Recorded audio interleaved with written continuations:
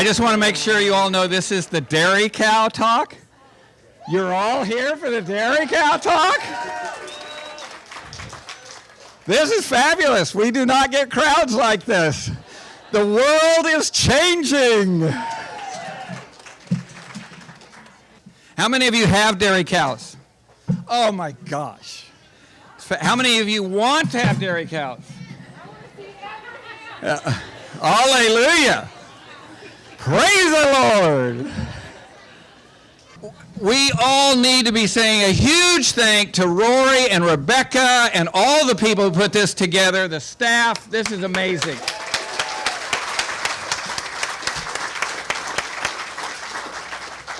This, just coming out here and seeing how many vendors there are and how much is going on, this is fabulous. And that so many of you are interested in important homesteading skills. So just to brag a little bit, our sons and grandson are all here. So the timber framing that's going on out there, that's our family. And the sheep shearing that's going on back there, that's my boys. There's butchering going on over this, that's my boys. So, and our girls are at home taking care of the farm. And I'm going to tell you one thing, and then you have to forget I said it because I don't want to distract you. But I'm going to be a little bit apt to forget what I'm saying. And the reason is my house burned down on Tuesday night. I'm okay. Everybody's fine. Don't feel sorry for me. Just know that if I drop my words, it's not because I don't know what I'm talking about. It's only because I'm still a little jittery. We have a lot of children who are going to help us read. We're just grateful. So, yes. I mean, everybody got out. Everything's fine. The farm's still there. Just the house is mostly gone, but we're fine. But I just wanted you to know that because I've been talking since 7 a.m. and I'm starting to slur my words just a little bit. Okay. All right. So for those of you who do not know us, we are Shawn and Beth Dougherty. We're from Toronto, Ohio, not Toronto, Canada. We are as far east as you can go in the state before you fall into the river. We're directly across from the West Virginia Panhandle, 10 miles north of Steubenville. We have an Airbnb that is currently, we're in it, okay? So we're not homeless. So you can't visit our Airbnb. We have been farming at we call the Salzier Farm for about 27 years. 17 acres of trees up the side of a hill.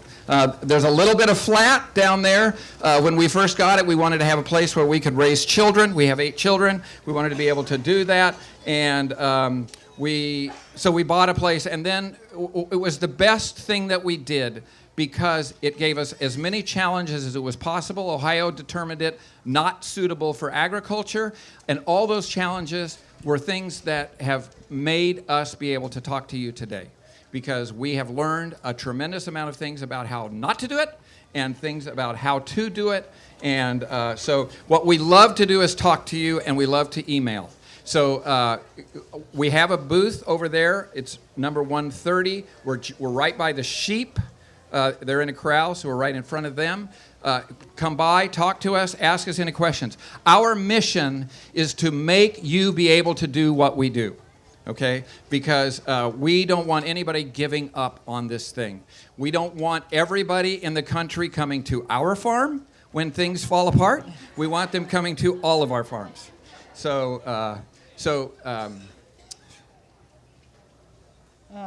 Video. Okay, so the other thing is that we grow, we started with that lousy piece of farm that Ohio said is not suitable for agriculture. We now grow 90 to 95% of what we eat and what our animals eat and the fertility for our soil. And the parts that we don't grow are luxuries and non-necessities. Like chips. The point about the grids, like chips, beer. The point about the grid isn't that having an electrical grid or a food grid or a water grid is bad if you don't depend on it. It's the being able to walk away from it. We're finding out right now how well we manage when we lose a house, and almost nothing changes, right? Most of the farm is just the same. And we're just trying to help you not be Puritans, not be Spartans, not give up everything, but know how you're going to manage when there's nothing but what you can do for yourself and what you can do for your neighbors. part of what our children learn tremendous skills. I mean, I said to William, who's our 5th child, I said, William, how long have you been butchering? And he said, all my life. And the older ones, there was a time when we weren't doing all these things, but we have gradually been picking up all these things. So now, as we're facing a house that needs to be rebuilt, I have an architect, I have a general contractor, I have carpenters, I have a brick mason, I have all of those skills. I have plumbers, I have electricians, I have all those skills in our family, so that we're going to rebuild the house the way we want to build it. So I think it's going to be we are not going to be subject to contractors. God is good. God is good. So, as I said, our mission is to help you farm with what we call God's pattern. God has created a system where if you farm well, you're going to have an incredible abundance and your soil is going to get better. It's not that hard to grow an incredible abundance with fertilizers and all the things. We have lots of shortcuts that can do that, but they are depleting your soil, they're ruining your soil. If you want to farm well and have something to pass on to your children that is better than what you got, this is a way of farming. It's God's pattern. And so we've written a book. We tried to find the book that would teach us how to do that. We didn't find the book, so we wrote the book. It took us a long time to write the book, but we do have it over in our store. And then we've got some supplemental booklets that go along with that go deep dive into different things. So that's there. As I mentioned, we answer emails. We do speak across the country at various farming and homesteading conferences. We write for magazines. There are some videos out there. We are not going to video ourselves. It's too hard. My arms don't work that well.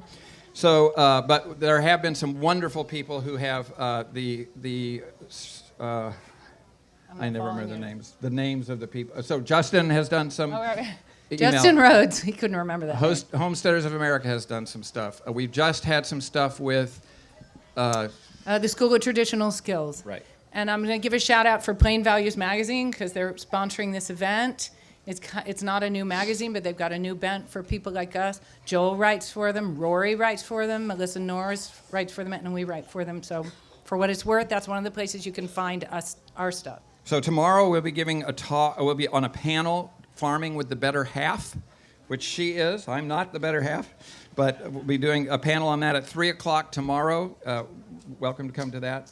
And we are planning on doing a cow demo. They brought a cow for us very nicely. So over by our tent, immediately after this, we're going to just look at the cow, maybe do a little bit of milking. So anybody who wants further, we'll go over there and do that. I'm not sure how long that will last.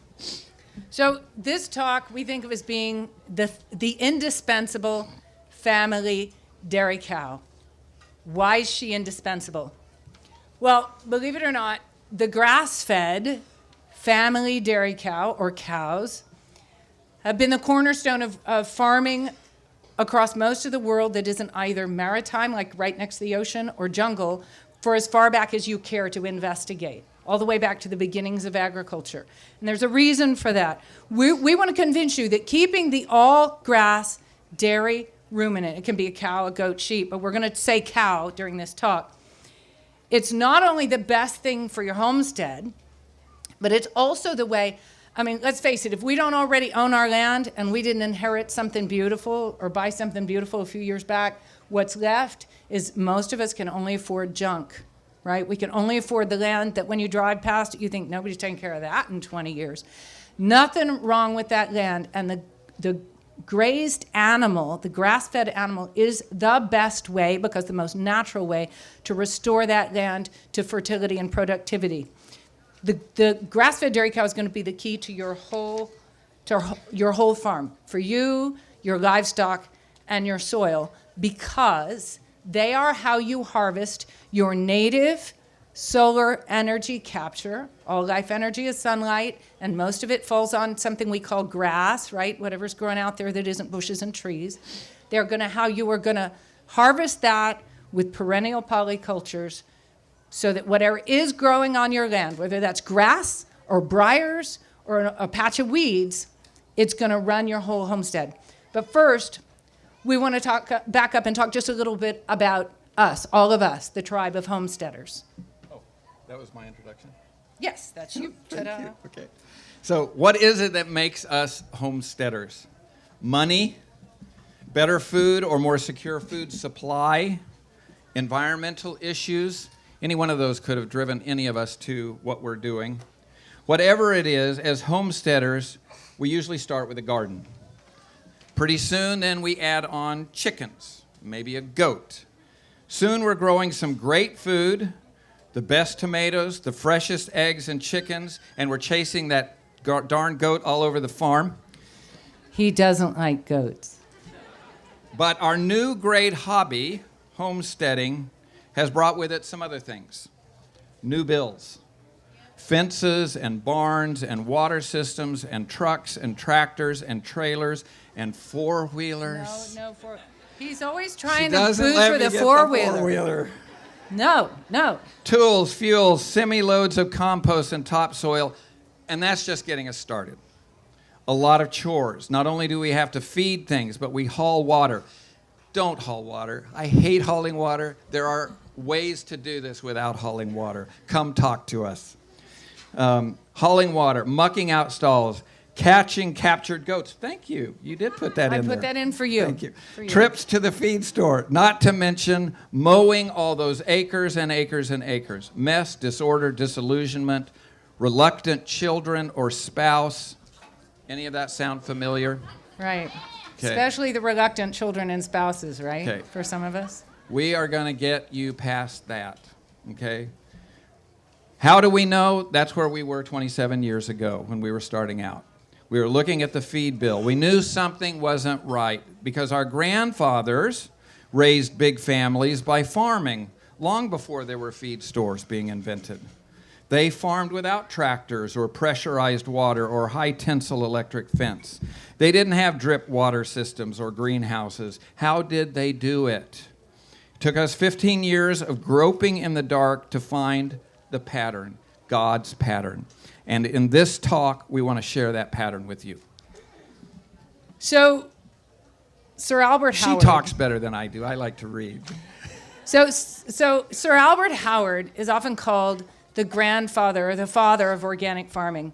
And he used to say that farming falls on a spectrum between two ends. There are two economies for farming, and one is the cash economy, the economy where we buy a lot of stuff, and one is the solar economy, and that all farms exist somewhere on that spectrum.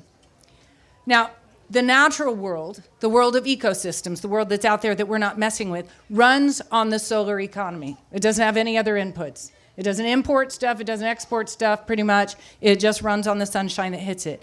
Plants photosynthesize, herbivores eat the plants, and everything else eats the herbivores, right? And other plants.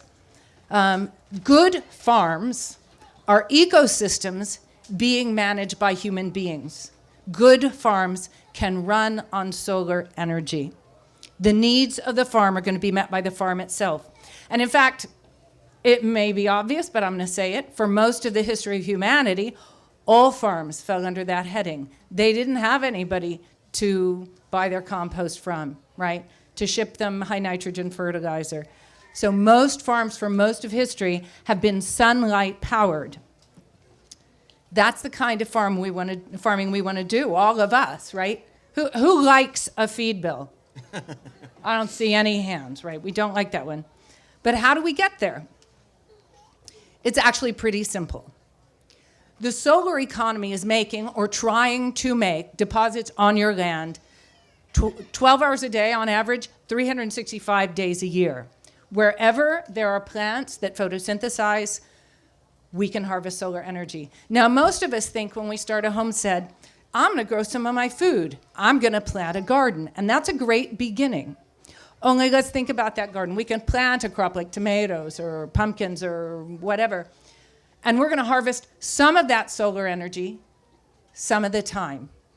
But picture for yourself, you've got a 2-acre farmette, right? And you have a 10th acre garden. That's a pretty big garden. That's about 50 by 75 feet.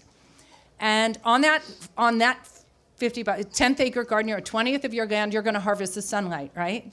A 20th of your sunlight. Oh no, wait a minute. More than half of a garden is either bare soil or mulch. So we're actually harvesting less than a 20th. We'll say a 40th of our sunlight. Only wait a minute. A lot of that plant we can't eat. It's stems or peels or whatever.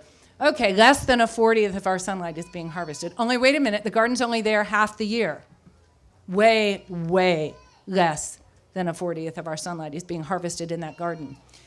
But the minute we begin harvesting this, right? This is a perennial, volunteer community of grasses and forbs that it meets all the needs of the land right now. It's catching sunlight, it's catching water, it's preventing drought and flood. As soon as we start harvesting that, we can use all of our solar energy. That's the crop we're already growing, whether we're on good land with lovely green pastures of alfalfa and timothy or whatever, or something that's solid weeds and briars. We've got a crop. We're receiving our solar energy deposits, and there's a ruminant out there that can turn that crop into your food for all your non-ruminant livestock, like pigs, chickens, dogs, and cats, and will naturally, in the process of harvesting their food, remember that's your default forages, whatever's growing there, they will naturally also improve the soil. They feed everything. You, your family, your livestock, even your gardens. So this talk is about the family cow, but it's really a talk about good farming. And it's a talk about good living. The natural patterns that are going to let you run your homestead are free solar energy, not just without feed bills, but every time that I see cash going off my farm, I say, is there a way to prevent that? Is there something that we can do? And if you guys just think about the things that you spend cash for, those people not necessarily you, but the people who live in the city spend cash for everything. They can't even flush their toilets without paying for the privilege. Water, their air fresheners, everything, heat, everything they do, entertainment, everything comes from cash. Well, what if we said, I'm not going to spend cash on those things. I'm going to see if I can find those on my farm, including things like entertainment, education. Our kids have had a great education. They have tremendous skills, and they came from the farm. Shelter. We're about to rebuild a house. That's right. So shelter a lot of that's going to come from the farm. Some of that wood may be harvested from the farm.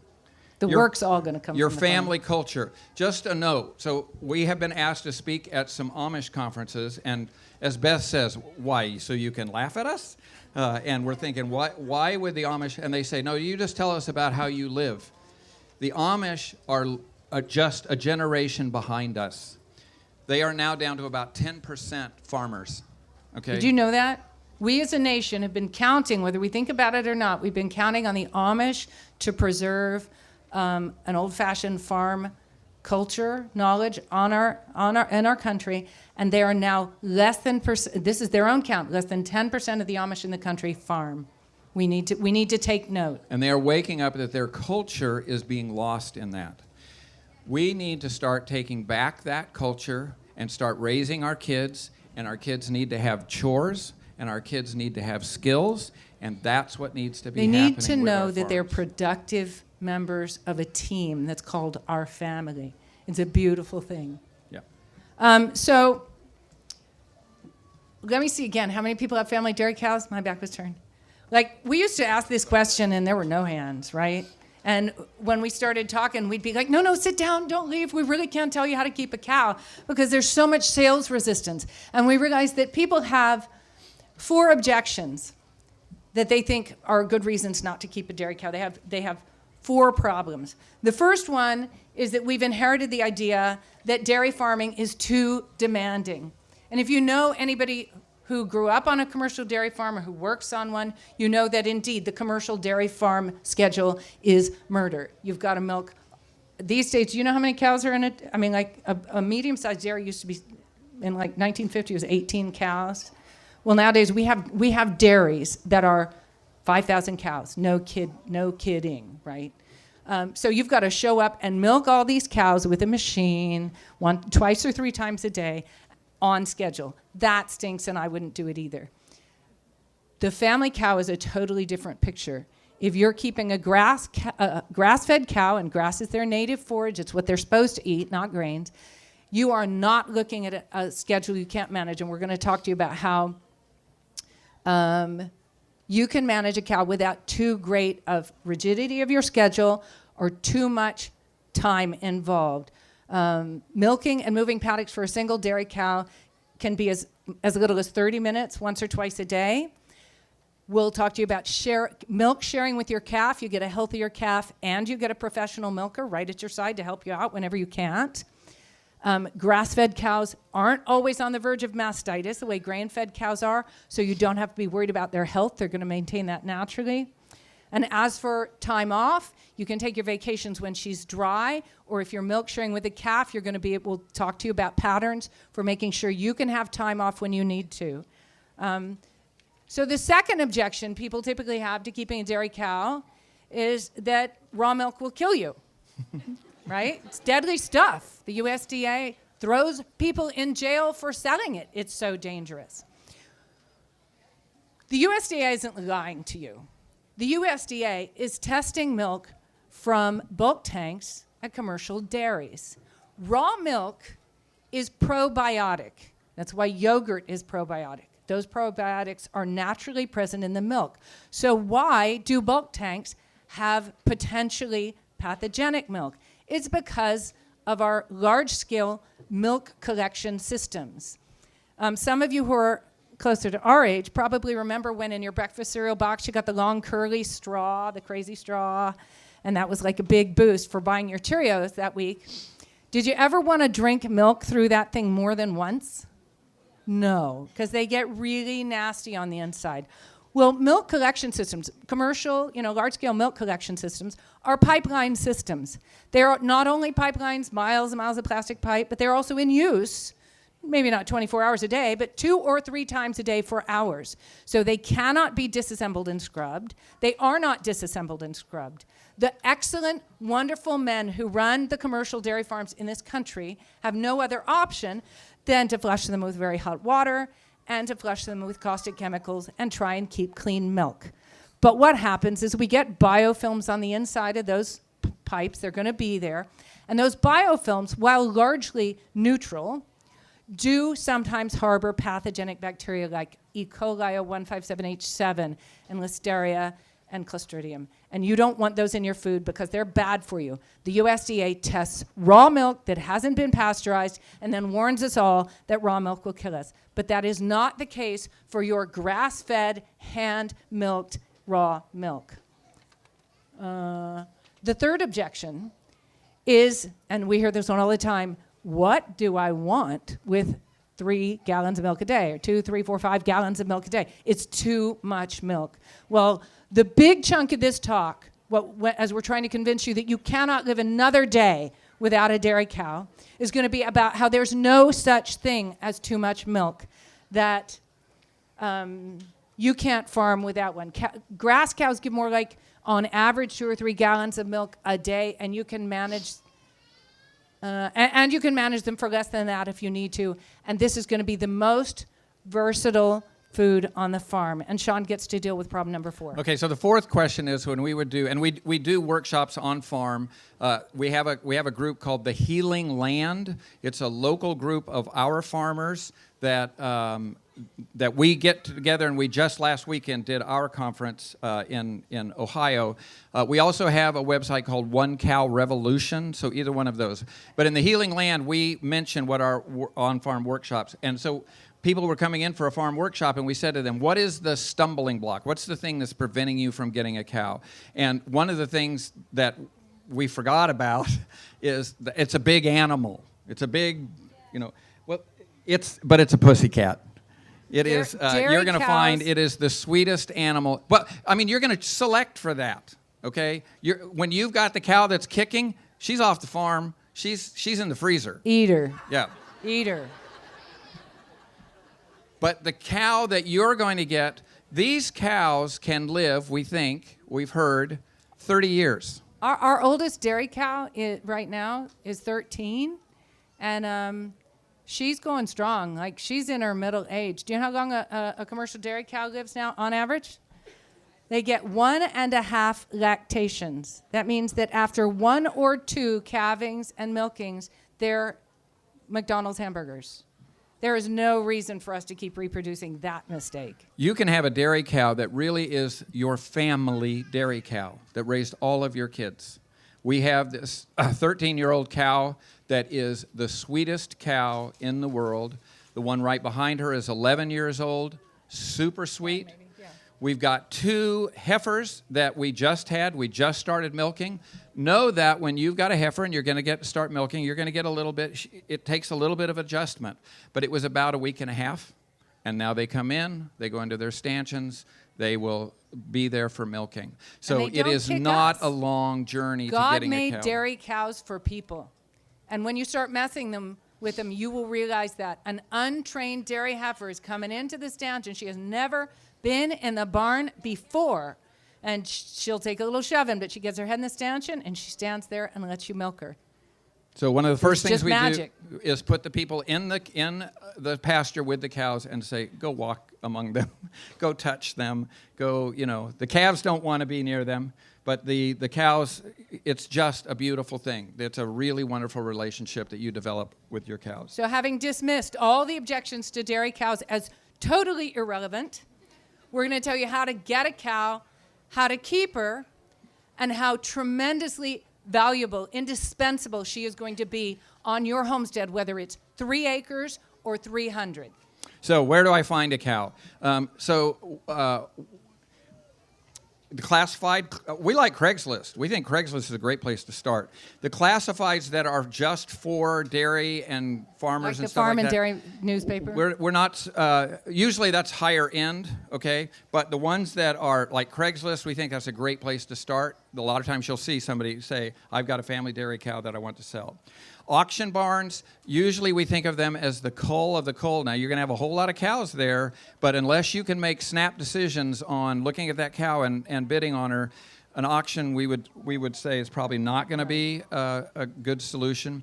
The commercial dairy that is getting rid of a cull cow, first of all, there's a reason why they're getting rid of that cull cow. Now, that's with anybody. Nobody's getting rid of their best cows. They're getting rid of their cull cows. So there's going to be some problem with the cow that you pick up. Although what you want to bear in mind is the better the farm you buy from, the better the cull cow. Like at this point, why do I cull a cow? Well, if she's not like missing a teat or really bad acting, and I haven't had one of those in a long time, it's because I'm, I don't know, I'm breeding for a different color, right? Or I don't know, her mama kicked me once, but so go for the better farms as you're going for cull cows, because there are, it's possible to breed for good animals until all you have is good animals. Now, we have bought cows from commercial dairies, but they have a whole different set of goals, okay? They're graining them. They actually want tiny teats because that fits better with the suctions.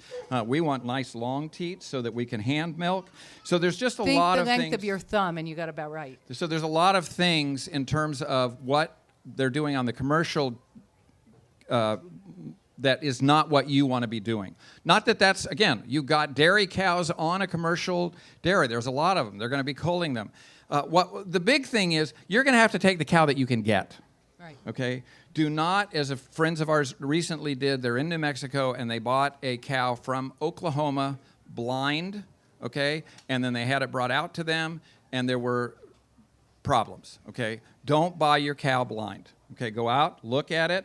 We'll talk a little bit more about that later, but okay, so the best place, as Beth has been saying, the best place to get your cow is from a farmer that farms like you do. Okay, so find those people. We like organizations that are like that. So one of the ones that we would mention for us is the Eastern Ohio Grazing Council. It's a group of people. It's surprisingly underneath the government, but it is people who are doing rotational grazing. So join groups like that. Find anybody who's got a dairy cow or that is doing it the way you want to do it. Meet them, talk to them, find out who their friends are. So that's a really, really the best place to go. Now, a few qualities that we would talk about in terms of a cow that we would look at. Now, we've got those booklets over there. They have 15 points that we would look at. I'm not going to go through all of them, but I wanted to go through a few of them. First of all, how old should she be? We like one that's about 4 or 5 years old, which means that she's been pregnant with her second or third calf. She's proven that she's a good mama. So that would be something that we would like. Our first cow was a fresh heifer. She had never calved. We had all kinds of problems with her. So avoid some of those things. Buy one that's already been proven. But at 4 or 5, she's still very young. I mean, there's a lot of years left in her. Hopefully she's been milked before, preferably hand milked. We strongly encourage people to use hand milking as opposed to the time that it takes to clean whatever machine you have is probably going to offset the time that it takes to hand milk.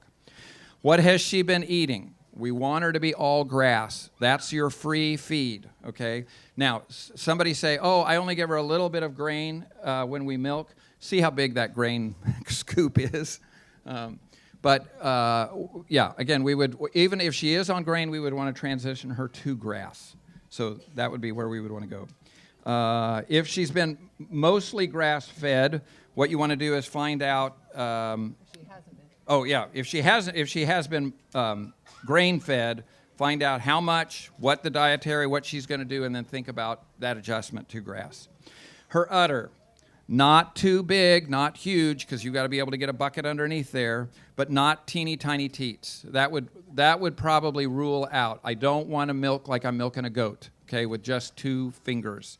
Okay, so they got to be a little bit bigger. Now, know that, again, if I get a cow, if I get a heifer that comes in and she's got small teats, they're probably going to grow. So it might not be a reason for me to get rid of her, but it might be a reason for me not to buy her. Take a good look, though, because breeding for inflations, for milking machines, they've gone to something that's not much longer than the first joint of your thumb, and you're just going to hate milking those teats. So go for something longer. Sometimes you're going to find one. So there are 4 quarters on a cow, okay? Each one of those quarters has a teat. They're all separate. So they're not together. Looks like one bag, but it's really 4. You may find that one of those quarters is blind or doesn't work. That's not necessarily a problem. One of the things that's nice about it is it will drop her price down. A lot of times those 3 other quarters will provide almost as much milk as the 4 together. So again, it's not really an issue. So don't rule her out. It would be nice to have one that has 4 good quarters, all the teats. Well, my wife's thumb. Not my thumb. Yeah, his thumb's really big. If she's got a quarter that doesn't work, ask why. Here's a good piece of information. The farmer, you want to buy from a nice farmer who wants to tell you all about this animal. If you've got a cranky person who's not giving you much information, walk away. Nice people have nice animals, and people who like their animals and are proud of them will give you lots of information. So, if they're reluctant to tell you exactly what happened, there can be some good reasons. She freshened, got really bad mastitis in that quarter. It cleaned up. She's never had it since. That's not a reason to turn this cow down. Another reason is sometimes heifers have been suckled by other animals when they were babies, just a habit they get, and it can ruin a teat. Fly infection can do the same thing. So a heifer might freshen for the first time with only 3 working teats. That's not a reason to reject her. So one thing that we would do, another really important quality is her how nice she is. And you really want to have a nice cow. And one of the things that we would do if we were coming in to look at a cow is we would come up to that cow. We wouldn't immediately go down and just grab her bag and start milking or anything. We would go in, we would touch her back, and then slide down her leg, and then reach over to the udder and see what she does. If she jumps, if she's really worried about you being down there, it could be a problem. But you'll be surprised. A cow that has never had somebody there, they've had a calf there probably, and it is just amazing that this animal allows us to go where only a calf would normally go. And they are just beautiful animals. So reach down there, touch that. See if she's lactating. You might see if she has some milk and how hard it is to get the milk out of her. That would be another quality that we would like. We would like to have her 4 or 5 years old. We would love for her to be lactating right now. We would love for her to be sold with a calf. So especially if you're starting out, it's very nice to have that calf there to make sure she is not going to get backed up, okay? And then another quality is we want her bred, okay? For you, with your one cow at home, it's going to be hard for you at the start to know when she's in heat. And the heat window is only about 24 hours, okay? And you probably have to have an AI come out and... AI in farming Yeah. circles is artificial insemination, not intelligence, right? AI tech, artificial insemination tech. So you're going to have an AI tech come out and breed her. You know, trying to do with a cow might be a little bit... Yeah, go ahead. Is there 21 days. every 20 a cow cycles Sorry. her heat cycle is 21 days long, then her receptivity after, around ovulation is about 24 hours. Give or take a little. Okay. Is she used to hot wire fence? That would be something. One of the things that if you are, and we're going to talk about this a little bit more, if you are putting this cow on grass all the time, the second thing you've got to be thinking about is grass management, which my wife is going to talk about, and that means moving this cow, okay? So she's either got to be used to that, or we do the Laura and Mary method of a tether and a stake, okay, which is a great way to move a cow.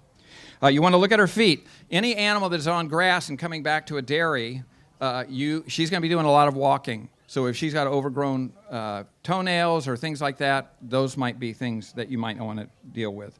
Her overall appearance, alert, happy. We really look at the coat. That's if it's a rough coat, if it's got splotches on it and stuff like that, all of those are indications that maybe there's a little bit more going on, but that smooth, oily coat, that's a really good sign. In the wintertime, think fluffy teddy bear. In the summertime, think she looks sleek and oiled. And her tail should be clean. I don't mean no manure anywhere, but she should not have a ball of manure at the top of her tail. That's an indication of a parasite load that is too high. Few parasites are good for your immune system. A lot of parasites show that your immune system has a problem. There's only so much that we can see in a picture, but send us a picture. Let us see what it is. We'll give you some feedback. We do not make any guarantees, but we can at least give you some feedback and say, from what we can see, it looks good. So you've got your dairy cow. You brought her home. Maybe you don't have a trailer. Try the local, if you have local meat locker. We run out of time. Okay, yeah, good one. Try your local butcher, right? Ask him if he's got a livestock hauler. Get her home somehow. If she's not very far away, remember, a cow can walk a mile. That's not going to kill her. Just walk her home slowly. So now you've got her home. You got to figure out how you're going to feed her. There are lots and lots of books and websites out there that will just assume you're going to feed grain, and we're just going to take a moment to assure you your animal does not need grain. If you take a 12-year-old cow, if you can find one, that's been on, 20 pounds of grain a day, and you put her on all grass, she's probably going to struggle. But you all look really intelligent, and I don't think you're going to bring an old animal that's used to a lot of grain onto your farm and make her go cold turkey to grass.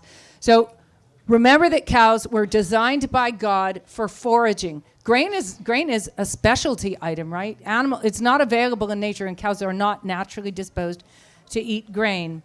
But we have bred the modern dairy breeds, typically Holsteins, some Brown Swiss, Jersey, Guernsey. They have been being bred lately for grain tolerance and high production on grain, and you're going to avoid buying those animals. If you do buy them young. You're going to run into a lot of people that are going to tell you, you can't raise, it won't just be dairy cows, they'll say the same thing about steers. You can't raise your cows without grain. They're not lying to you, and they're not trying to fool you. They either don't know, and they really think the animal's going to die without grain, or here's what's going on a lot of time. Your vet, the guy at the feed store, the guy at the post office, your next door neighbor, they all assume that your goals are the same as theirs.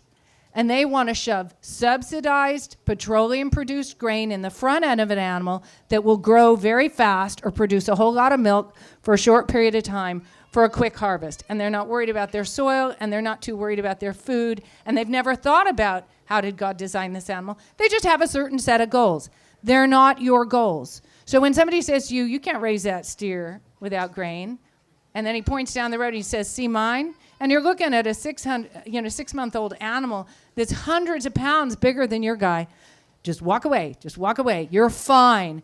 When you see a 6-year-old who weighs 180 pounds, do you run to his mother and say, what a miracle of modern breeding. Can you teach me to do that?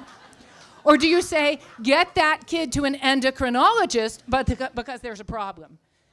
Don't look at your neighbor's animals, their growth rate or productivity, and compare it to what you're doing. You're restoring land and a farming system to its natural state. Don't compare yourself to the people who aren't. But cows vary. What you need them to do varies. So use some common sense. Like if you do bring that older animal on the farm that's had grain, and you're going to try and transition her off. And we've transitioned a lot of animals, well, we used to, when we used to buy cows, transition animals off grain, and I don't think we've ever had a cow we couldn't do it with. But expect them to be a little thin. If they get too thin, and I can't go into this in this talk like what too thin looks like, but if they get really, really thin, now it's time for you to think, let's try something else with this cow and get a new dairy cow.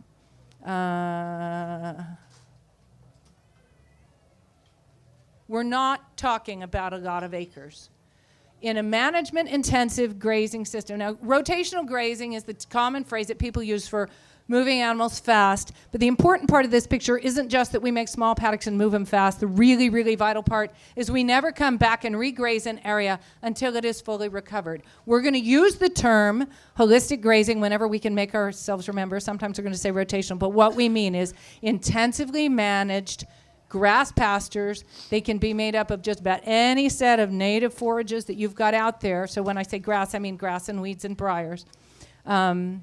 You only need a few acres. In this neck of the woods, I'm going to guess that it's 4 or less per cow. Anybody keeping a rotationally grazed dairy cow can tell me in this area? Acres to cows? Okay, what are you cows, acres to cows?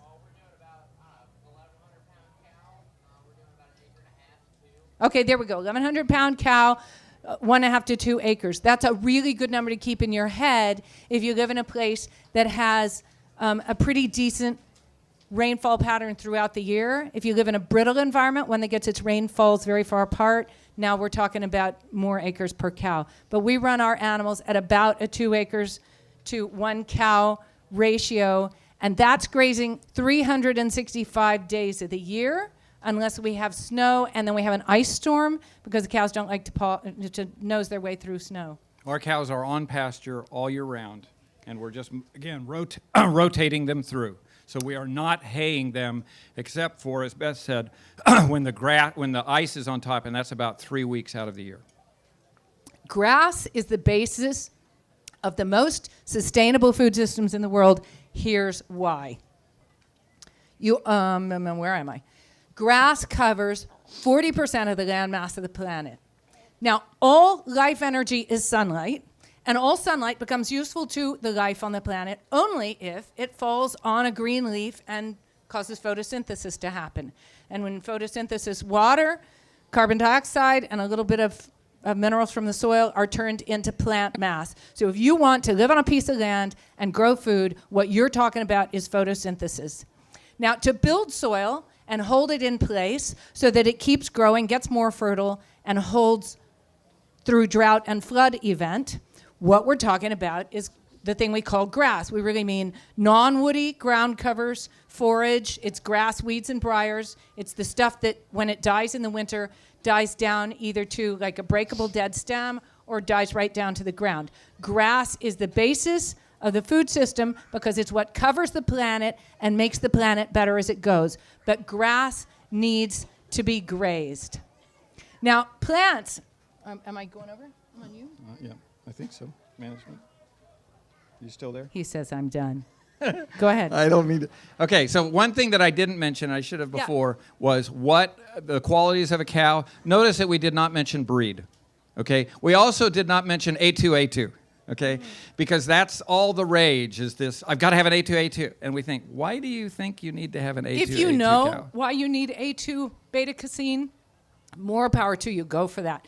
But if you've just read somewhere A2 cows are the best, go look it up and decide whether that's really important to you. It's kind of like the term pastured in front of the word pig, right?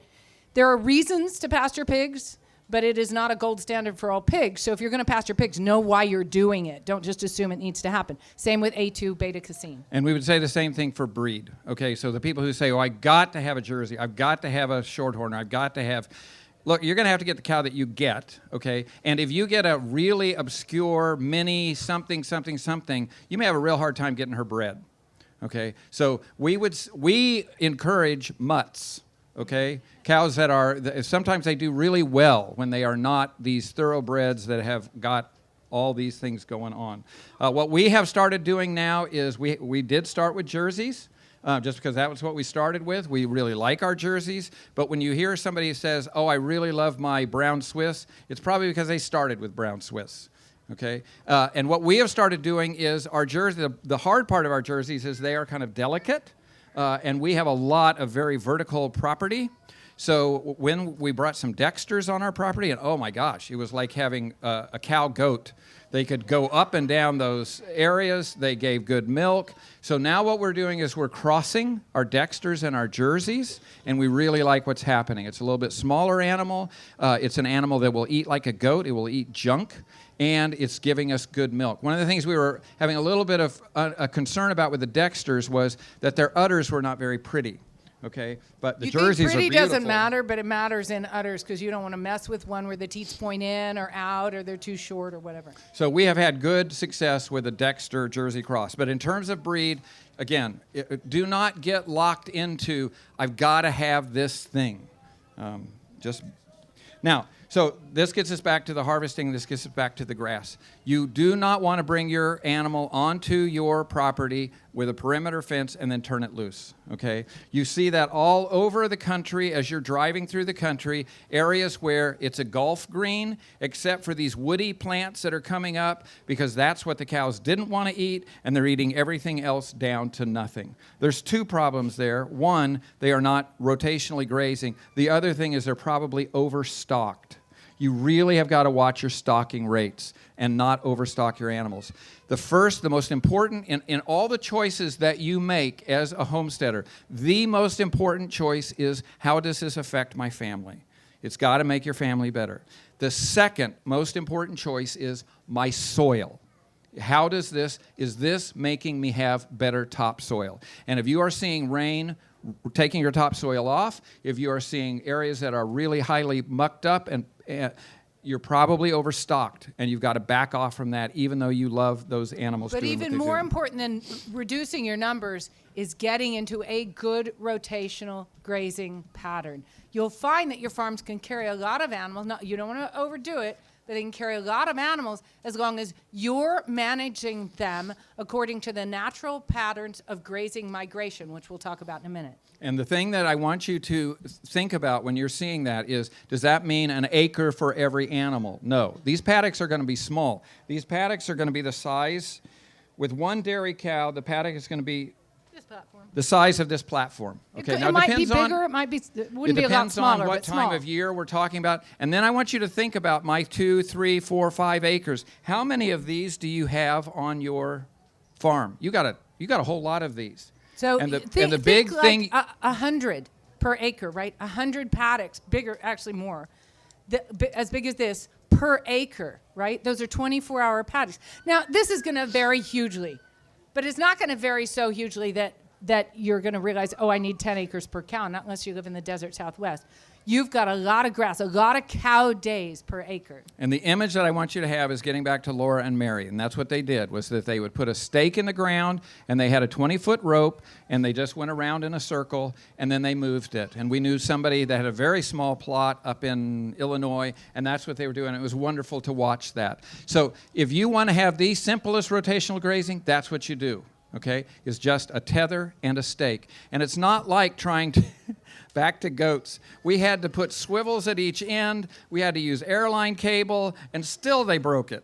So, but the cow just doesn't do that. They just don't fight that hard. As Beth says, there's nothing easier about a goat than a cow than picking it up. That's the only thing easier. The only way they're easier. You can pick up a goat and you can't pick up a cow, but in every other way, goats are much harder.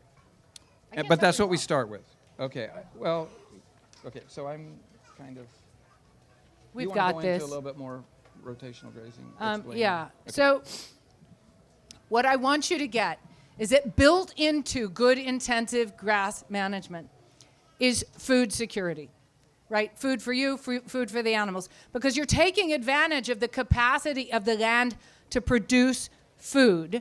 You're increasing that capacity, and you're making that capacity more resilient, resilient in the face of, for example, vagaries in your summer temperatures, drought and flood resistant, whatever. In other words, with good grazing, we can grow soil, we can fertilize soil, we can keep soil in place, and we can absorb moisture. So, $24 million question is often, okay, that's all really nice. You want me to milk a cow. I can see she's good for the land. I can see she's productive. Let's get down to the dirty. When do I get a break if I get a dairy cow? And I want to deal with that one so that it's off the plate before we go on. We're going to talk about calf sharing, halftime calf sharing, how we take vacations, and how we dry off. Do we do that now, or do we do that in a little bit? Yeah, go ahead. Okay. So when you bring a dairy cow on your land, I'm going to pretend for a minute that she's pregnant and she hasn't calved yet. She drops a calf. That little guy is a professional milker. And if you let him do his job, she will raise the best calf you ever saw, and he will be prepared to take over your job whenever you don't want to do it. One of the things that was really good for us when we started off is there was a guy who had been on a dairy for a very long time, and he said, the best thing you got going for you is you have no idea what you're doing. And that was because we had not followed because what would they do on the dairy? Immediately, within a day or two, they're going to separate the cow and the calf, okay? Because that's what you're supposed to do. That's a disaster. Okay, you now either have to keep it alive by bottle feeding it or something like that. And when we then kept the calf on mama, it was like a cow on rocket fuel. It ran around, and it was so. 3 days old and it's a racehorse. Don't think that your neighbor who has run a commercial dairy has the best system. He may have the best system. He doesn't have the best pattern. So a calf is just a milker on 4 legs. When he's tiny, just remember a few things. When he's born, he's going to be a good nurser. She's going to make colostrum for about 5 days before her milk really comes in. Don't assume that because the production is low in those 5 days, that on day 6, she's not making a whole lot and you don't have to help. So the calf can do a good job, but you get in there twice a day and take the pressure off, because you've got a dairy cow in your hands and she is good at producing milk. She's probably going to outproduce this little guy for at least 6 weeks and possibly longer. And so you will be milking in those first weeks. Just a note, when you get underneath there and she feels like she's really, really full, a lot of that is edema. It's swelling. And you're sitting there trying to get this out because she feels so big. It's not milk. It's swelling. So the first milking or two, we're only trying to get the pressure off, and then about the fourth milking is when we start. Is when we start milking her all Even the way then, out. you're going to have the pressure there, so don't sweat too much if you feel like she's still super full and I'm trying to get things out. Milk what you can get out. And if you are interested in these details, in the field guides at our booth that are on keeping a dairy cow, we go into this in more detail. But what I want clear in your minds right now is that around 2 months, if you've got a cow that isn't a mass, like an overachiever, right? She's turning your grass into 6 gallons of milk a day. That calf is perfectly capable of taking all or most of what she's giving you. You're now either down to once a day milking, or you can even, if you're going on vacation or you come in late from work and you're just too tired or whatever. Or going what to a happens conference. is, or going to a conference. Actually, our kids are milking right now. When the house was burning down, one of them looked at the other and said, we got to hitchhike up to the farm and finish milking the cows. And so as it was burning, 2 of my kids went up and milked the cows. You got to milk cows. But as they get bigger, the calves are capable first of taking you down to once a day. If you've got a grass dairy cow and she's producing less than 2 gallons of milk for the bucket a day, you can probably go to once a day milking without losing a lot of production, without causing her any problems. So at this point, you could just milk morning or milk evening, whichever you want. Now, at some point, that calf is going to be big enough that in many cases, he's not leaving much for you. And you think like, heck, little guy, I want more than this. Now it's time to shut him in the barn, probably at night, milk her in the morning, give him the rest of the day with her. 12 hours is not too long for a calf to go without eating. If he was on a bottle schedule, it would be a twice-a-day bottle. So that 12 hours doesn't hurt him at all. With once-a-day milking, you're going to get what you want from the house, and you're also going to be raising this jet-powered calf to go with it. When that calf gets to that point where the only way you get what you want is if you lock him up at night, you are now ready to go on vacation, or your oldest child gets married and you have to go off for the wedding, or whatever it happens to be, because that calf is your full-time milking partner. All you have to do is not shut him up at night, and he'll take care of the milking for you. Now, there are nuances to this as the calf gets older and is taking less milk and therefore is keeping her less in milk. There are risks. You know, if the calf's 8 months old, he might be sufficiently disinterested that your production drops a lot if you go away for a couple of weeks. But I want you to just bear in mind that keeping a family dairy cow does not mean that you're home at exactly the same hour, twice a day, you know, for the next 10 months or 365 days, whichever you choose. That just doesn't have to be part of your system. Another place where people stick, how much land is enough? We've already kind of gone into that. In our neck of the woods, northern Appalachia, 3 acres is plenty of land to keep a cow on, often 2, sometimes 1.5. Our land is damaged, and we do it on 2, and that's year-round grazing, which means that for half the year, or 5 months of the year, they're on stockpiled forage that we didn't graze since the August before. So this is all our food on just a few acres, all of our cow food on just a few acres. I'm going to take over and then let you pick up at another spot. Can I? Okay, go ahead. So now we're going to talk a little bit about what this animal is going to do for everything in terms of feeding everything on the farm. And we're going to start by feeding us. We have as much cheese, sour cream, butter, need I go on? We like dairy products. Milk. We drink milk all the time. We have as much as we want for the table. Don't think about how much you use now. Think about how much you would use if it was the best in the world and it was unlimited. If we don't have 3 gallons of milk a day, we're feeling cheated. That's drinking milk, okay? So we love our milk. Now, the other thing about this is the cleanest, grass-derived, no GMOs, no preservatives, no adulterations. It is as clean milk as it can be. We bring it into the house in stainless steel. It goes immediately into glass. We're going to talk a little bit about that. And then it goes to the refrigerator. That's all that's done with it. Okay, it's strained. I'm sorry, it is strained inside there. It is just about free. Okay, so it is feeding us completely. We have yogurt, we have buttermilk, we have kefir. We make lots of pounds of butter all the time. Cream cheese. Beth makes great hard cheeses. I have a class called Hard Cheese Isn't Hard, It's Easy. And it really is. So if you're intimidated by the thought of making hard aged cheeses, come talk to me. When we started thinking, okay, we want to raise our own food and things like that, things were coming along well. I mean, we were raising eggs, we were doing all that kind of stuff. When we got the dairy cow, it absolutely transformed.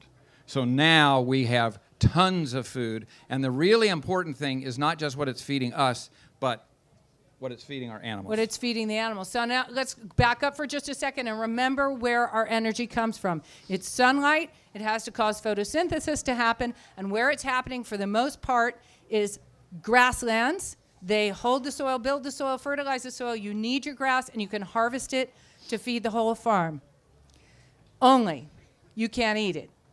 So you need to have the help of a ruminant who can.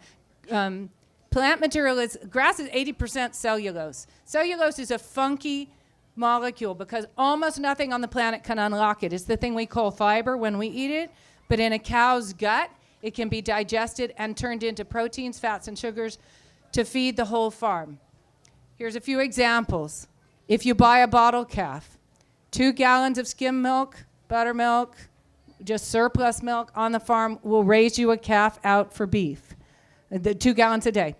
In the pig pen. Now, I want you to get that this idea that this is your sunlight harvest and it's what you've got to run the farm on, this is as old as human beings and farming go. And the use of milk to feed our partner animals, our livestock that we like to keep inside of our food system because they're either our friends or we want to eat them. The idea of feeding them milk is as old as farming is, because milk is the daily harvest of your sunlight turned into cellulose, turned into proteins, fats, and sugars. And there's going to be a lot more of it than the human beings on the same piece of land can actually consume as milk. Where does it go? A gallon of milk a day is an adequate protein supplement for a pig from weaning weight to slaughter. Same amount of milk, however big he is, because his protein needs go down as he gets bigger. Percent protein needs go down as he gets bigger. That means you can raise a hog on whatever your farm produces, plus that gallon of milk. Now, it doesn't have to be every single day. You know when you're going to wonder about your pig's protein, so, whether his diet's adequate? It's going to be at 2 o'clock in the morning, as you wake up and you're lying there thinking about your farm and you're thinking, I didn't grow up doing this. Am I any good at it? Is that pig okay, right? Remind yourself, if he's getting some milk every week and growing on whatever your farm produces, that's what pigs are. They're bottom feeders. They're there to eat behind us in our food system. They eat what we eat, but they eat the parts and conditions we don't eat. And if we're feeding them milk, we know they're getting well fed. Chickens. Chickens traditionally were fed clabber, thick milk, as in think like soft yogurt. Not because the milk needs to be clabbered, but because pre-refrigeration, if milk was 12 hours old and you were in a warm climate, it was clabber. So you'd set your milk for the cream to rise, skim off the cream for butter making, because butter is milk fat that will store passively. I have a crock of butter in my basement that is perfectly sweet, good butter that's just storing at room temperature in my basement. But what's left over is skim milk and buttermilk. At room temperature in 12 hours, that's clabber, it's thick, and that's fed to chickens. You don't have to wait for that. Like when I need protein for my chickens, I'm just as likely to give it to them in fluid form. Chickens love milk, high protein, high fat, high calcium. And where was I going with that? Oh, a quart of milk is an adequate protein supplement for 1 dozen large-bodied layers. Actually, the Livestock Conservancy will tell you 2 dozen, but I'm going to give you my experience, which is 1 dozen large-bodied layers, think Rhode Island red barred rock, or 2 dozen leghorns or banties, right, to keep them laying. That's going to get say what you're feeding on your farm is vegetables and maybe some household waste, right, household food waste.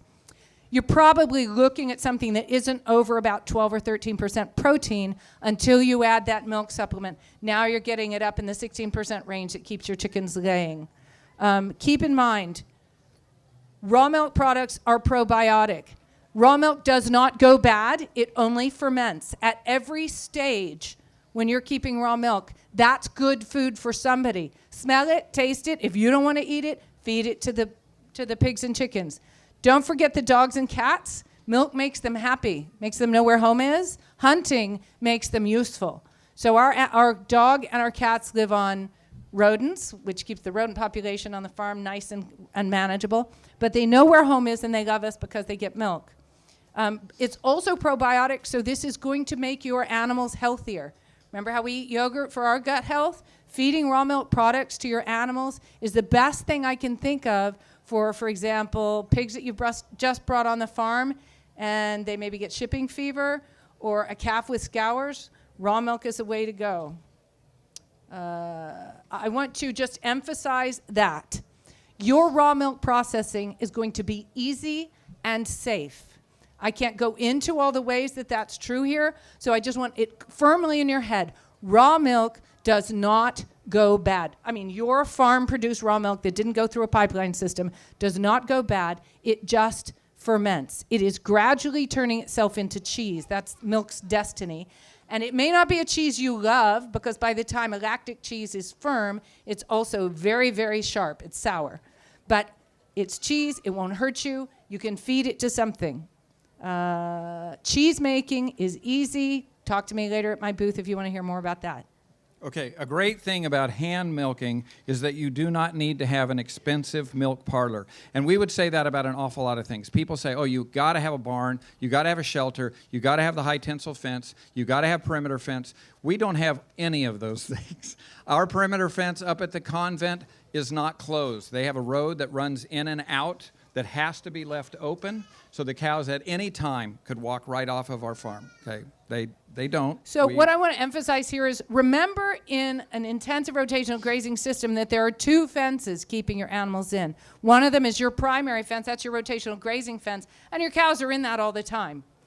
If it so happens that you get like deer charge through the pasture and knock the fence down and your animals get out, they don't say, where's the perimeter fence? Let's go break out of that too, because they're not really that aware of the perimeter fence. They say, we're out, hooray, let's go find the nicest grass in the neighborhood. And guess where that's going to be? Your farm, because you practice intensive rotational grazing. So your perimeter fence is just a backup system for those moments when the cows do get out and you want them to know, like you want a mental suggestion, oh, you're probably going to stop here. If they've got the whole rest of the farm to roam on, they think they've got freedom already. So whatever the hurdle is that you're saying, well, I've got to have this before I'm able to bring the cow on, send us an email, okay? And let us walk you past that, because you probably don't need to have whatever it is that you think. And we also go on to we do a lot of pasture, farm consults, and people say, oh, well, our pasture is really, really bad. And you think, no, your pasture is way better than our pasture was. So your pasture is probably okay for this. Okay, but you do not have to have an expensive milk parlor. Where you really want is a shelter for you, okay? So that milk, so when it rains, it's not raining down on you. Cows, it's not going to bother them. They're going to be there to do that with the calf all the time. So anything can work for you. We've used canvas carport. We've milked under a grape arbor. We've milked under, in the old chicken house. We've milked in a whole lot of places, okay? And again, primarily for us, it just needs to be a small shed. We love a dirt floor. And what we do to help keep it clean is we have a 5-gallon bucket right there, and when she goes to poop or pee, we grab that and put that right underneath her and catch that. Great fertilizer for the garden. That's right. We do think that for us, you can field milk, okay, so that you go out and you milk in the field. We do not field milk. I don't know what they do if they're field milking when it rains. I'm not sure what they're doing, so that would be a little bit harder for us. We like to have some sort of roof over us, and we like a simple stanchion, something that the cow will have put its head in, and it will lock over there and keep it there. Ours are very, very simple. It is a head stanchion, and then on one side is some sort of a... Other side. To the cow's left. Traditionally, on the cow's left. Right, is a bar so that when you're milking on the other side, she doesn't keep moving over, okay? But again, we've got a picture of that here. We're happy to send you pictures of them. We've seen some YouTube stanchions and stuff, and we think, I don't know how you would milk with something like that. You're going to get right up to that cow, and you're going to be hugging her, okay? It's great in the winter, okay? But you are going to be right there. Don't get anything that's going to impede you getting that close to her. Then you're going to have a little manger in front. A lot of people feel like they have to give the cow something. We don't agree with that. During the winter, we often give them some hay just because... I don't know. It's an old habit, right? Yeah. We put a flake of hay in there and the cows say we do not give them any grain at any time. And people tell you you've got to do that. That's not been our experience. We do give hay, but right now, if we put hay in there, they're turning their nose up at it because they've been on grass all day. They really prefer that. We do like something that there's be some air move through. It does get hot, so we'll have a fan in there to blow on. She likes it blowing on the cow. I like it blowing on me. So if you're having a fly problem, one of the ways in the summer, if you have a cow that's like picking her foot up and you think, why is she trying to kick the bucket? She's probably kicking at belly flies, and putting a fan that blows on her is a good way to make her happy to be there and hold still while you're milking her. Okay. So what do you need to milk? The principal reason I think people go to milking machine, I actually think the real reason most people think they need a milking machine is that we tend to think that anything man has invented a machine to do is probably better, and civilized human beings do that. I remember when I first started managing grass, and I'm walking like hundreds of yards a day because it's 30 acres, the paddocks are pretty big. And I had this sense of unease, which I finally identified as, like, aren't human beings supposed to do this with a motorized vehicle or something? Yes. I had to learn how to walk again.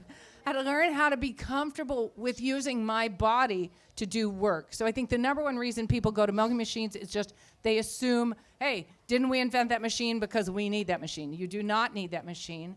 Then we assume that it's going to be faster. Typically, if you're milking 1 or 2 cows, whatever you save in milking time, you're going to lose in cleaning up time because it's a lot easier to wash a bucket than it is to wash out a milking machine. Okay, the advantages of hand milking, and the advantages, frankly, for the family dairy with 1 to 4 cows, are all on the side of hand milking. First of all, your milk is going to be cleaner. Any milking machine is going to include some lengths of tube and lots of cracks and crevices where milk bacteria are going to build up. Now, the bacteria that naturally live in milk are probiotics, lactobacilli, that are good for the milk and good for you. But if they build up in your milking machine, they're going to cause your milk to ferment faster. So if you're milking a cow and you think, this milk starts to taste off quickly, you probably are having the problem that your milking machine picks up bacteria. When people call us and they say, or email us and say, my milk tastes barny or it tastes cowy, almost invariably they are using a milking machine. So that's one reason to hand milk. It's cleaner. Your hand milking is cleaner. It's way cheaper. It's better for the cow. Milking machines work by suction. Walk into a commercial dairy and look at the walls, and you'll have there are a bunch of notices pasted on the walls for the people who work there. One of them is going to be a chart that shows how it's going to be about the condition of the teats. I won't go into details, but cows' teats get damaged by the suction, and they are more likely to take on bacteria as a result. So if you're hand milking, you can prevent that. Your contact with her udder is going to keep you much better informed about her health. It's cheaper, it's more reliable, it is not electricity dependent. And once you've learned to milk, it's like a 5 to 15 minute chore. It just doesn't take that long. So what do I need to milk? At first, so I'm going to start with the cow out in the pasture. At first, we thought we would always need to put a tether rope on the cow to bring it back up. And then I said, I don't know that we need to do that. Let's just see what happens if we just turn the cow loose and open the gate. And that cow knows exactly. These animals want to work with humans, okay? So we open the gate, the cow walks right over to the dairy. When we let the cow back out at the end to go back, my wife, every time that we bring cows in, when we take them back out, Beth has already changed the paddock. So we're always on 12-hour paddocks. So what she does is she's actually moved the gate over, okay? Cows come out one gate. The gate now has moved over. We go to bring the cow over. The cow looks. A gate is just a piece of white string with electricity, but I've moved it. The cow looks for the gate and walks in. Okay, these animals are just amazing. Okay, so the first thing, you do not need a long tether. You do not need a halter or a harness in order to do that. At the beginning, you may need it, but not always. Okay, so now what we're trying to do is we're trying to do everything in stainless steel. So we would start off with just a plastic bucket for washing. We do not use any antibacterials. We just use water and a clean rag, to wipe off the udder. The udder is almost always very clean because she's been on grass the whole time, so it's very easy to clean that off. Then I have a dry rag there as well. I dry it off, and then I use a bucket. So this is some borrowed material. So this bucket, we would think, is small for us. We would use a bigger bucket than this, but this bucket's fine. There's nothing wrong with it, except this ridge right here. The buckets that we like to have not this coiled thing because you can't clean underneath there. So we would like to have one that just curves but doesn't actually coil. The other thing is we would not want them to be attached like this. You can get them that the metal is cut from the bucket, so that this is the bucket and the holder for the handle is all one piece. That would be what we would prefer. Layman's, we think, has them. Another place called Shenandoah Homestead Supply. I ran into them at an HOA conference, and they seem to have material that I really liked. Okay, so if I am milking on my own farm, okay, I might just take that bucket down there. I milk into that bucket. Please know that you're going to get some stuff into your bucket, okay? You're going to get at least dust. You're going to get some dirt. You may even get some flakes of manure. If that totally grosses you out, you're not a farmer. We're talking about tiny flakes of dry manure. If you're standing in your barn at 3 o'clock in the afternoon, look where the sun shines coming through the cracks in the wall, and what do you see? You see the air is filled with tiny particles, right? Looks really pretty and sparkly. Guess where that came from? Good portion of that's manure. Every time you take a breath, you are getting some of it. It's not going to hurt you. This is part of just your basic, I'm a human being on the planet, exposure to germs, and they're not going to hurt you, and neither is a little bit of hair and dry stuff falling in that bucket. We're not talking about chunks here. So if a cow puts its foot in the bucket, it goes to the pig.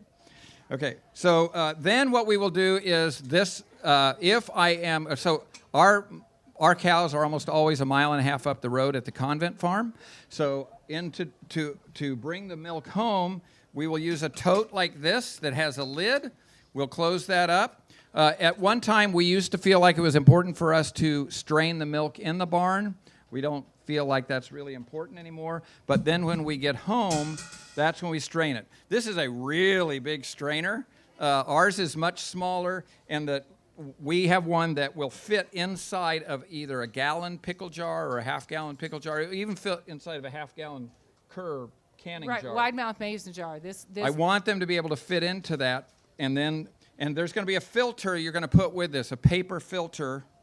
This one's a little bit different. But a paper filter that you're going to throw away, and you're going to filter it through that, and then this is going to fit inside of your glass jar, and you're going to pour your milk right in, okay? And so you're going from stainless steel to glass, and that's it. That's all that we're doing in terms of So how do you know you've done it well enough? Remember I said when somebody says their milk tastes barny, the first thing we think is they're probably using a milking machine. If you're getting your milk clean enough, and you're choosing to refrigerate. You do not have to refrigerate milk. We refrigerate milk because we like, as an American race, we like lactose. And lactose is milk sugar, and as long as we keep our milk cold, it'll stay sweet, and we enjoy drinking that. We also like yogurt, which is milk that's simply fermented at 90 to 110 degrees, and the lactose has been turned into lactic acid. But for lactose, we keep our milk cool. If you put clean milk into a glass jar and shove it to the back of the fridge, 2 weeks later, you can pull that out and it's still sweet. The cream will be very thick. Don't believe that thick milk means bad milk. It does not. The cream will be very thick, but if you taste it, it will still be sweet. That's how clean your hand-milked milk is going to be. Is that you or me? No, well, actually, we're coming to the end. Do you want to just take questions? Or do you want to say something else? Sure, why not? Okay. Let's do it. Okay, so we don't normally have this time, and this is wonderful. We want to take some questions, if anybody has questions. But our success is only if every one of you goes and gets a milk cow right away. That's right. So tomorrow. Yes, that's right. Okay, no, questions. Tonight, if possible. Yes. Yeah. Yeah, that will do. We'll just repeat questions. All right, yes. we'll repeat questions. We are a dairy cow owner. Okay. Yay, dairy cow owner! She's a baby. Okay. That small? Yes. Oh, wow. Yeah. We brought her home in a cadillac Escalade. Anyway, Okay, yes. How long do we have to wait to breed her to start this process? So you want her. It has more to do with her size, right? If she's alone, does she have companions? Well, on the back farm, our neighbors have cows. So she has Okay, right. But she doesn't have competition in the pasture, so she's probably going to mature a little bit faster because she gets all the best food, right? In the dairy world, the commercial dairy world, they're going to breed her second summer, the summer after she was born, right? So whenever she was born, say she was born in March of this year, it'd be November of last year. Then you'd probably be breeding her this fall. But if she's a little girl, And if she's all grass, she might still be little. Remember that 180-pound 6-year-old. We're not admiring him when we're not wanting to reproduce him.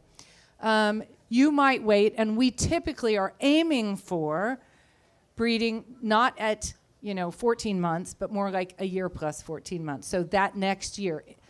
We breed in June, July because we like to get our March, April calves. And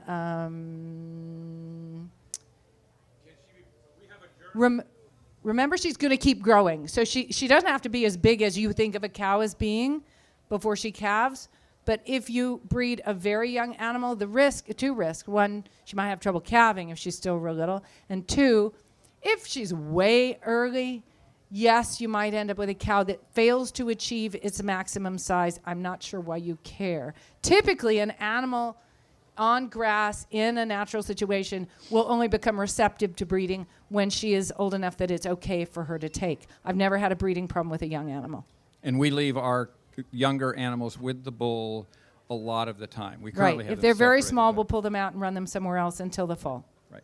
Okay. Other questions? Yes. How much grass, like acreage-wise, does a cow need per day or per week? Is there a rule of thumb for how long to leave the cow and what size? So the question was about grass, how much they need, how big a space. I'm going to roll that one back into a little bit of a discussion about when to graze and how big to graze.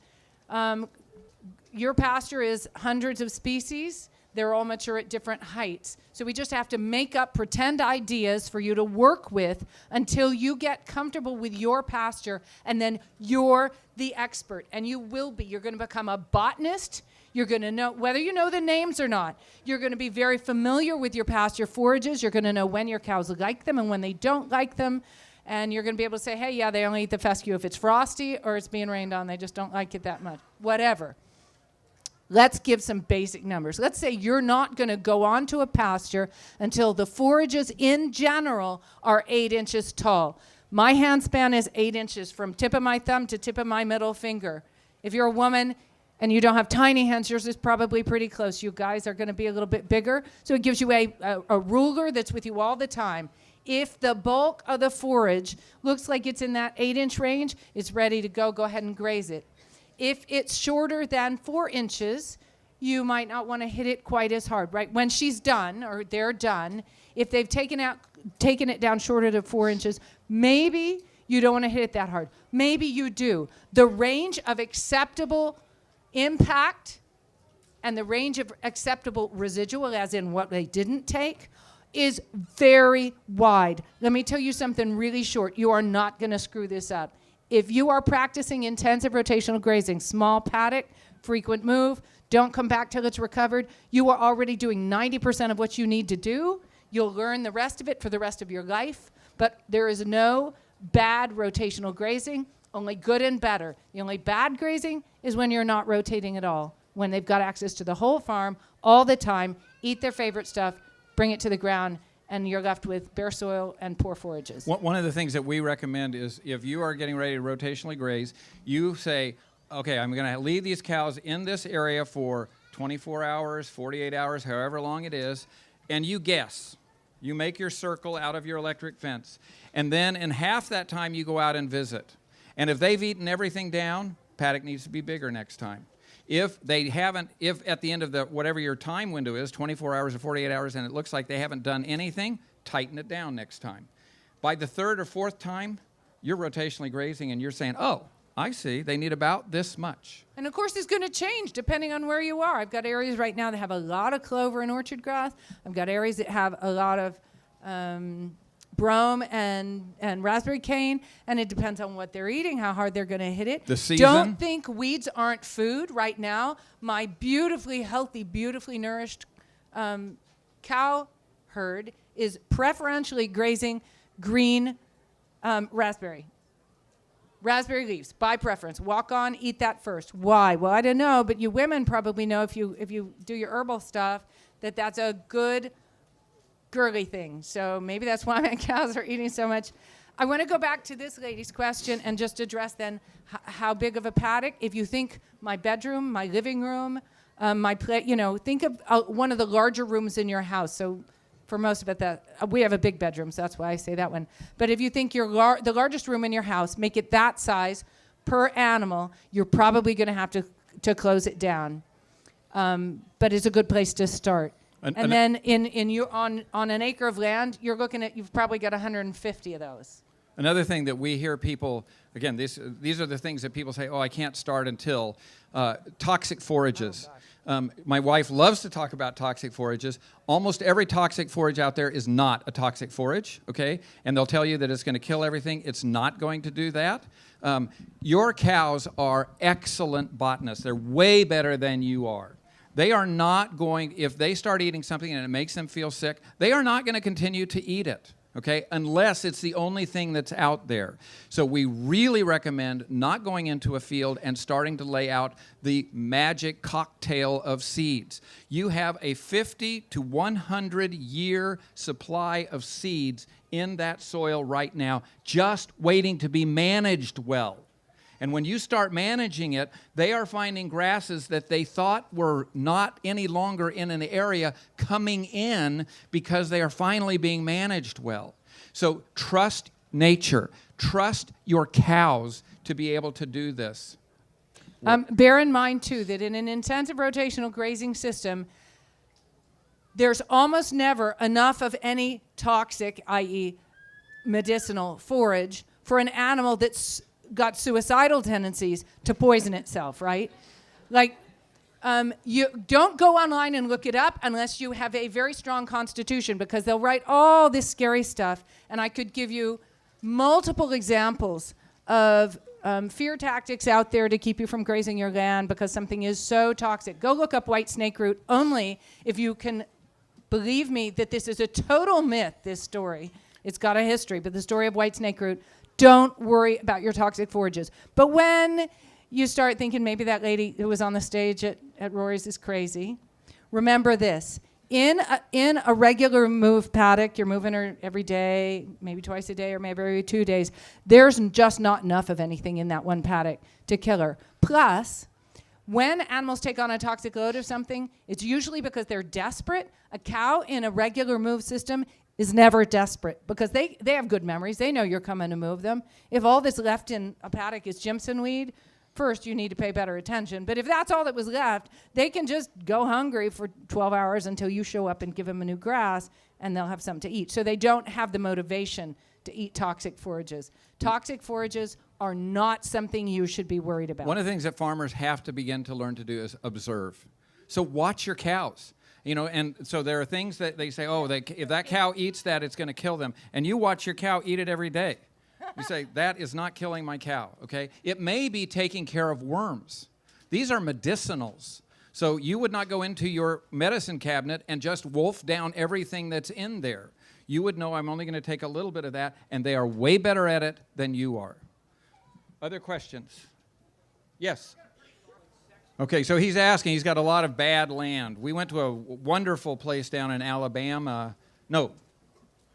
Georgia, that where they had clear-cut the forest, okay, and then just let whatever was wanted to come in for 11 years. So it was terrible, okay? So we worked with them a little bit. What they ended up doing was circling it with a net and then putting goats in there and letting the goats do it. Then they would follow behind, even kind of bending over some of this trashy lumber. They cut the stems of the deciduous trees and pull the tops down, to draw it down to the understory and let the goats eat that. So they had free goat food from now until eternity, but they're also thinning their trees at the same time. Then they can chip the stems and keep moving, but they're thinning out the trees. The years, the time that we've watched, and they've sent us pictures every once in a while. It's amazing how quickly it's going. Now, what would the farmer people do? There's now a chipper thingy, okay, that you can come in and it will chip giant things and it will leave chips.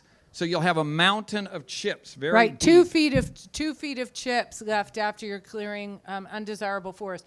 We're really recommending people resist that one. It's a new technique. We don't know. Nobody can really answer for what's going to happen. Yeah, we don't know, but we are skeptical. Okay, that much chips. We know how slowly chips break down. I'm thinking, I don't know that doesn't seem like that's going to work. But somebody's getting paid a lot of money. to do that. And with toxic forages, again, somebody's getting paid a lot of money to come in and bulldoze and spray and do all that kind of stuff. So your ag people are not necessarily going to tell you that your cows are going to be okay with that kind of If stuff. the overgrowth on your land is brushy stuff, the way autumn olive is not too tall, some of the cedars, they're going to start out not too tall. A lot of times we're going to move in, graze rotationally. The autumn olive, they'll graze the edges of. Remember, it's leguminous, so it's actually fixing nitrogen in your soil as well. Graze what you can, cut judiciously. You can chip and spray, like spread a little bit. You just don't want a thick layer. And we found that we can reclaim pastures. I'd love a chance to take over a field of autumn olive sometime and see what I could do with it. If it's mowable, by all means. Yes. Yeah, but if you're Yes. going to brush hog, put that setting as high as you can get it. 8 inches is, like minimum. And we've seen people put a shoe on the outer edge of their brush hog to just lift it a little bit higher to make sure they're mowing high. You don't want to cut the grass. You want Yeah, to cut don't the mow your trash. grass. Right. Yeah. Questions? Yeah. Other questions? In the Bunch back. of hands. Yep. I'm going to let him point. Go ahead. Oh, yeah. Yeah, so blocks and minerals, do we use blocks and minerals? Yeah, I would say that we're not super... We're not we real don't know that much scientific about it. We don't do the 21 thing like that. We try and make sure there's always salt out there, a mineral block. Yeah. So my go-tos are salt. A natural salt's going to be is going to address more of their needs, and then kelp. I don't use kelp much. I used to use it a lot because the cows mobbed it. I think that was when the soil remineralization was going on our farm. Now, if they have a choice between kelp and a new paddock, they'll go to the new paddock, which tells me they're meeting their mineral needs from the forages that are available. But kelp is still my go-to if the cows are paddocked in a place where I know they have less variety available to them. Then I'll supply kelp. Okay, we're out of time. We're going to be Please over come at... by our booth and ask the questions. We're going to be 9:30. Thank you all so much for coming. Thank you for being Cal, very good.